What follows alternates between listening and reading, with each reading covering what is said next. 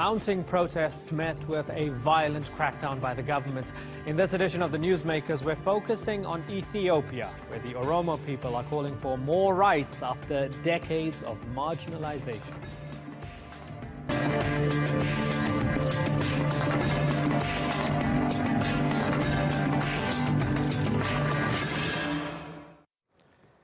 Hello and welcome to the Newsmakers with me, Imran Garza.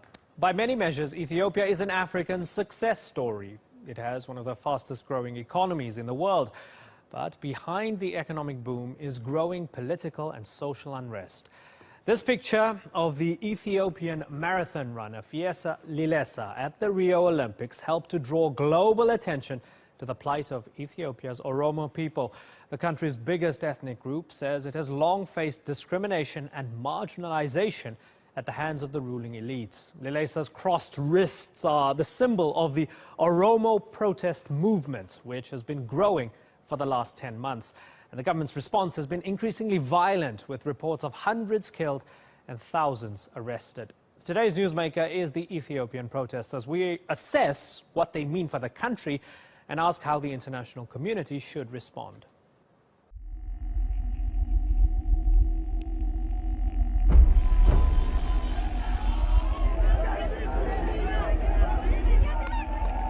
Months of anti-government protests, a wave of unprecedented dissent.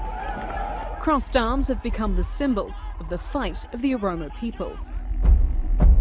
Put onto an international podium by marathon runner Feyisa Lilesa, a sign of solidarity as he crossed the finish line to win silver in Rio. And replicated by another Ethiopian runner at a marathon in Canada this weekend.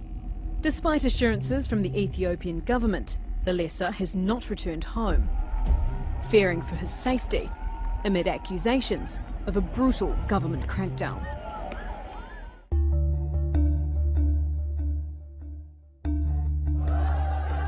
It began in November, Oromos protesting against a master plan to change the municipal boundaries of the capital to expand further in Oromia and develop their farmland. Activists say their peaceful protests were turned ugly by security forces. Most of this demonstration were made by excessive use of force. The situation in Ethiopia is a human rights crisis, and we need to act. Rights groups say around 500 people have been killed and tens of thousands arrested. The government disputes this and says the situation is under control. And although it has cancelled its development plan, protests have continued and also spread into the neighbouring Amhara region, exposing wider accusations of ethnic marginalisation and government oppression. These are the biggest anti-government demonstrations in Ethiopia in decades, and at the centre are the Oromos and Amharas, the country's two biggest ethnic groups. But it's the Tigray who make up just 6% of the population that dominate politically.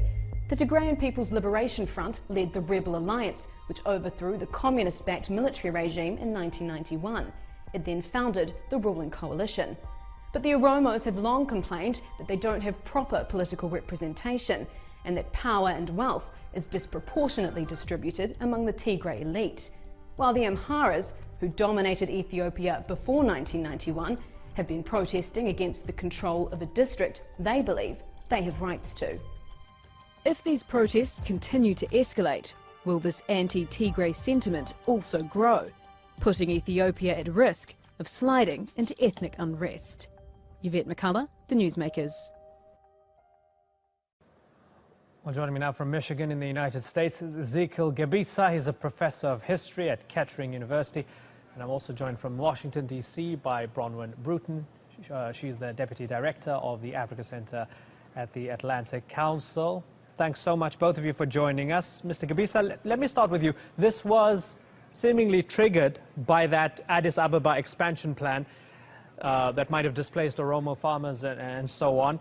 But was that just the final straw for many people? Absolutely. It was just the trigger for the widespread unrest that started in November 2015 and has continued to this day. But that was just a microcosm of what was going on around the country in terms of the government deciding to implement development projects that it decides is good for the country and for the people, but without really enough compensation and taking care of the livelihood of the people who are going to lose their land and their livelihood and the means to survive. So it's been going around the country, particularly in the Oromia region. A lot of people in the east, in the west, in many parts of the country have lost their land without any recourse to their livelihood. The government simply decided that this is what the development state is supposed to do, defined the country's development and growth simply in terms of numerical growth, aggregate growth, and what that development project was going to do on the lives of the people was not a consideration.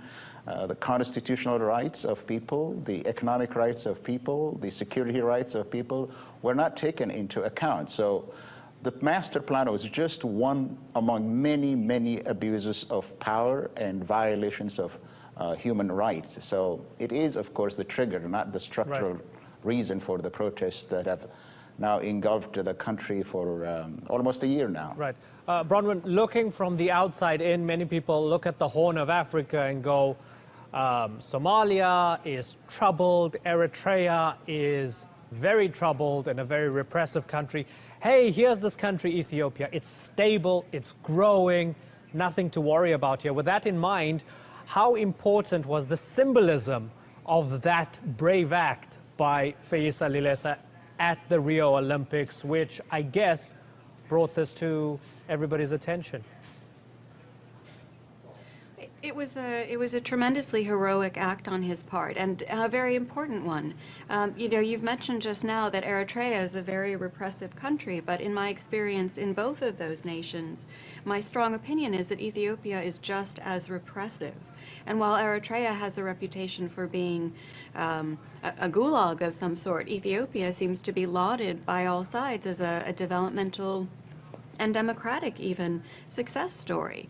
The reality is that the Ethiopian government has imprisoned many thousands of people, many of them as terrorists. And when I say terrorist, I think that's almost Ethiopian for journalist or political opposition leader, because all of these people who have been trying very hard to institute peaceful reforms in Ethiopia have in fact been called terrorists and imprisoned and locked away from their families, in many cases incommunicado. And that's simply the reality of the Ethiopian experience for many people. Ezekiel, I get that there's an argument that the government might be perhaps bulldozing its way to economic prosperity over, say, the lives of ordinary Ethiopians.